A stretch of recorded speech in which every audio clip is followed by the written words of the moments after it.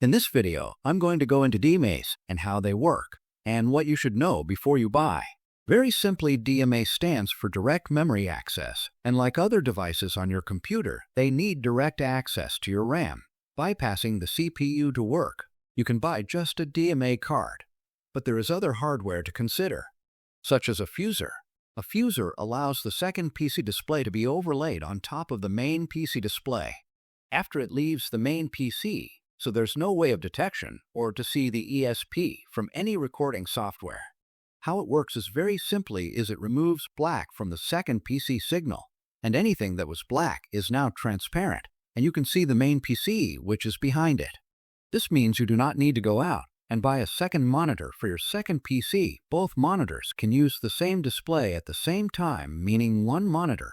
The next piece of hardware would be KM boxes, which allow for aimbot, which are not needed for some software that can write to give aimbot. This is more risky. And very simply, with a KM box, it allows the second PC to send keyboard and mouse movement to the main PC. Lastly, depending on what KM box you get, there is a chance of them getting detected. Which brings me to the final part of DMA, which usually the only risk with DMA is firmware. And why firmware can be so expensive.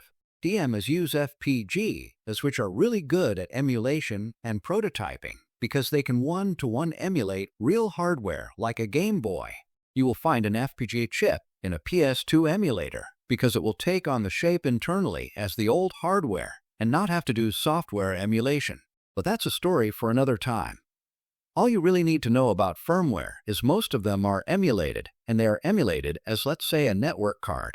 And if it's really well emulated, the anti-cheat will only block that firmware, meaning it would be the same as if you went into Device Manager and right-clicked on the network card and disabled it, meaning you can still play the game and everything, just that DMA card and the software that you're using would no longer work.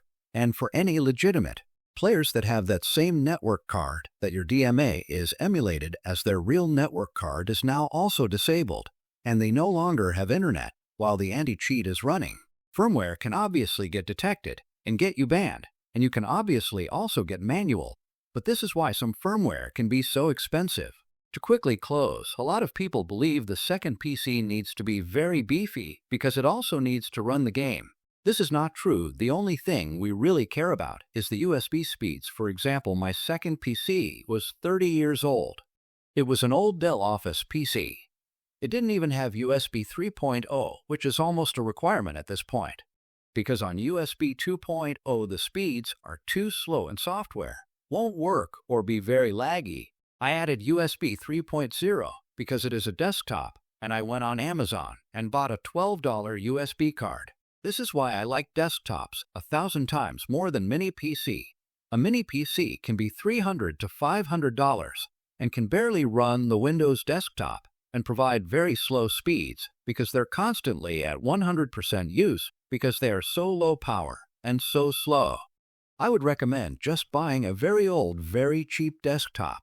You can get a free one probably on Facebook Marketplace or by going to a drop-off center. There are also plenty of very cheap used computers on eBay or other sites that sell used hardware. Also, currently, at the time of recording this video, Battle Eye and lesser anti-cheats like Overwatch and Call of Duty have not detected any known DMA firmware. If you think this is wrong, I am more than willing to test any firmware for BE and lesser anti-cheats. But I have not found anything. The only rumor I found is that only 35T firmware was detected a long time ago, and no one seems to have any firmware that's detected.